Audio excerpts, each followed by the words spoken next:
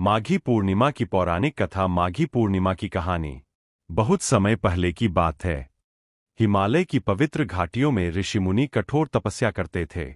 उसी काल में एक महात्मा ऋषि मुद्गल रहते थे। वे बड़े ही दयालु, सत्यप्रिय और भक्तिमान थे। हर वर्ष वे माघ मास में अत्यंत कठोर व्रत रखते और पूर्णिमा के दिन भगवान विष्णु को अर्पित करते हुए गरीबों को दान देते थे। गरीब किसान और माघी पूर्णिमा का चमत्कार। एक गांव में एक गरीब किसान रहता था।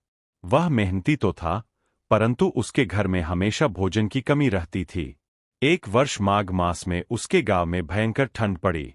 किसान को लगा कि इस बार भी वह माघी पूर्णिमा पर कुछ भी दान नहीं कर पाएगा, पर वह दिल से बहुत भक्त था। उसने मन ही मन कहा, हे प्रभु, मेरे पास कुछ देने को नहीं है, पर मेरे पास भक्ति है। मैं यही आपको अर्पित करता हूं।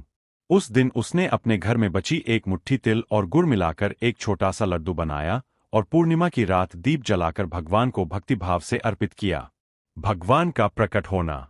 उसकी भक्ति से प्रसन्न होकर उसी रात भगवान विष्णु उसके स्वप्न में प्रकट हुए और बोले, वत्स, तुमने भक्तिभाव से जो छोटा सा अर्पण किया है, वह मेरे लिए सबसे बड़ा दान है।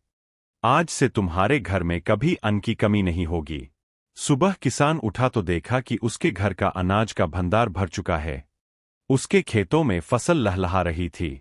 धीरे धीरे किसान धनवान बन गया और हर वर्ष माघी पूर्णिमा पर दान देने लगा।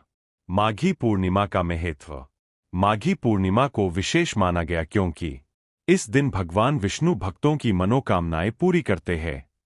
दान, पुण्य, गंगा स्नान और हवन का बहुत महत्व बताया गया है। इस दिन की भक्ति से दुख, दरिद्रता और पाप दूर होते हैं। समापन।